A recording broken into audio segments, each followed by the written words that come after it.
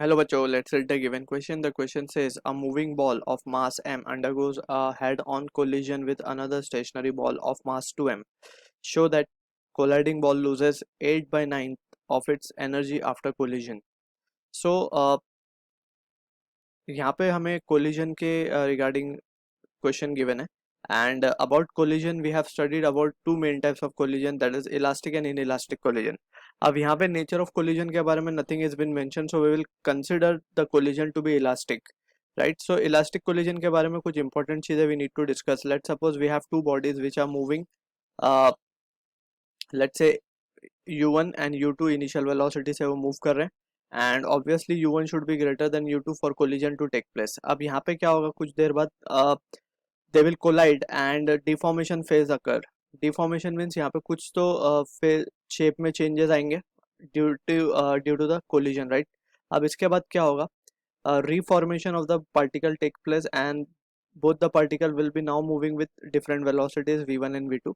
So ये situation होती है for a collision case, right? And for to be precise, for elastic collision. अब elastic collision के regarding we need to understand two important thing. Momentum, that is p, linear momentum जिसे हम कहते हैं, is conserved throughout. यानी कि शुरू से लेके जो आखिर तक, यानी कि from initial condition to the reformation phase, momentum हमेशा क्या रहता है, momentum is conserved throughout, right? और अगर हम बात करें वेलोसिटी काइनेटिक एनर्जी की, so kinetic energy there is some loss in kinetic energy during deformation phase. So we can say just जो काइनेटिक एनर्जी इनिशियल होगी वो फाइनल होगी, और फाइनल की भी वही होगी जो इनिशियल की होगी, क्योंकि रिफॉर्मेशन में that energy is regained, right? So ये दो इंपॉर्टेंट चीज we need to remember regarding elastic collision. Also एक चीज term we define, that is coefficient of restitution. So coefficient of restitution इसको हम ई से डिनोट करते हैं for elastic, that is perfectly elastic collision की हम बात कर रहे हैं.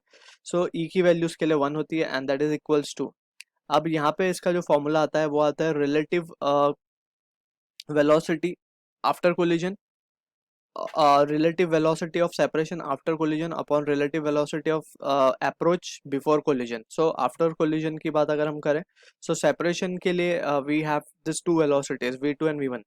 So v2 is responsible for separating, v2 दूर जा रहा है, so v2 को हम positive लेंगे और v1 को हम negative ले लेंगे, ठीक है? So this is how we write the velocity of separation, that is relative velocity of separation after collision, right? और बिफोर रिलेट, नीचे डिनोमिनेटर में जो टर्म आता है वो आता है relative velocity of approach before collision. So approach कौन कर रहा है, यहाँ पे हम देख सकते हैं, यहाँ पे बिफोर कोलिजन दो वेलोसिटी u1 u2, अप्रोच कौन कर रहा है, u1 कर रहा है, सो u1 माइनस ऑफ u2 हम लिखेंगे, ठीक है? So this is how we write the coefficient of restitution. अब यही चीज को यूज करते हुए will try to find the answer, के हमें शो करना है, we will try to prove it. अब यहाँ पे we can say first of all we will use the conservation of momentum. So हम मान लेते हैं कि इनिशियली बोथ द बॉडीज, एक बॉडी दोनों का मास सेम है, एक स्पीड से चल रही है, लेट्स से मान लेते हैं u, इसका मास m है, दूसरी बॉडी स्टेशनरी है, सो इसको हमने u1 कह देते हैं, और इसको हम कहेंगे कि ये तो u इसका 0 है, u2 कहेंगे इसको, उसका मास भी m ही गिवन है, राइट? अब यहाँ पे आने के बाद ये कोलाइड करेगी, इससे कोलाइड करने के बाद we can say both will be moving.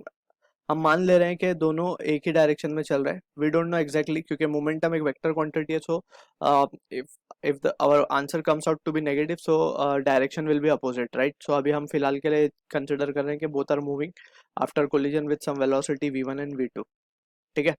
And अब हमें यहाँ पे अगर हम मोमेंटम कंजर्वेशन लगाए before collision and after collision momentums remain same, ये कंडीशन कब वैलिड है, that is what we need to also understand. ये कंडीशन वैलिड है जब external force on the system is 0, ठीक है ना? Because we know rate of change of momentum is force, और रेट ऑफ मूवमेंट अगर फोर्स ही 0 हो जाएगा तो मोमेंटम चेंज विल ऑल्सो भी 0, यानी कि momentum will conserved. Also we need to be careful, ये इसका मास जो है वो डबल गिवन है हमें, ठीक है? सो अब हम लिख सकते हैं m u1 will be equals to, ये आ जाएगा हमारे पास m v1 plus 2m v2. सो यहाँ से जो रिलेशन हमारे पास आएगा वो आएगा u1 will be equals to v1 plus 2 v2. Let's say this is expression number 1. अब now using second expression for using coefficient of restitution E equals to 1, यहाँ पे हम क्या लिख सकते हैं, V2 minus V1 upon U1 आएगा just, so U1 can be written as V2 minus of V1। Let's say this is expression number 2। अगर 1 और 2 को हम सॉल्व करें साइमल्टेनियसली तो हम देख सकते हैं कि अगर जस्ट हम इसे ऐड करते हैं तो हमारे पास आ जाएगा 2U1 adding 1 plus 2, so left side पे आ जाएगा 2U1 is equals to V1, V1 तो कैंसिल हो जाएगा और ये आ जाएगा हमारे पास 3V2, right.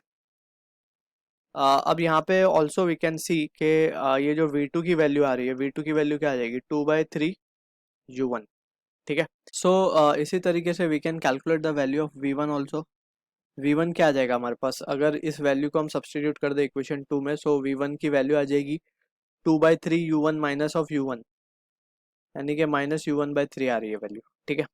So this is the value we are getting of V1। So अब हम बात करते हैं loss in kinetic energy of a colliding body. So we can say loss in kinetic energy of colliding body basically 1 है हमारी, या फिर colliding ball.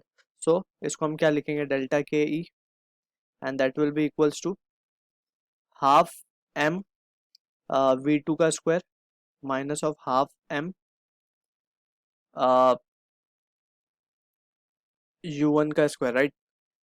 यहाँ पे we can see, sorry this has to be V1, right, क्योंकि हम colliding body देख रहे हैं, colliding body having initial velocity U1, final is V1, ठीक है। सो यहाँ पे just we will substitute the value of V1 as U1/3, so ये क्या हो जाएगा हमारे पास, half M U1 square by 9 हो जाएगा, minus of half M U1 square. So इसको जब हम सॉल्व करेंगे, सो ये वैल्यू को हम क्या लिख पाएंगे, we can write this value as to B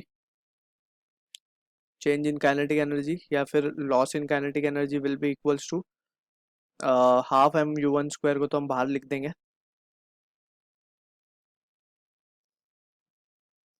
और ये बचा 1/9 minus of 1, and that will be minus 8/9, ठीक है।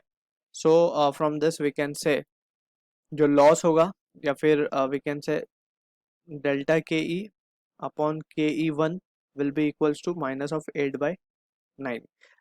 So this is the answer to the question. अब यहाँ पे negative sign is just indicating that there is a loss in kinetic energy, ठीक है। So I hope you understood the solution. All the best.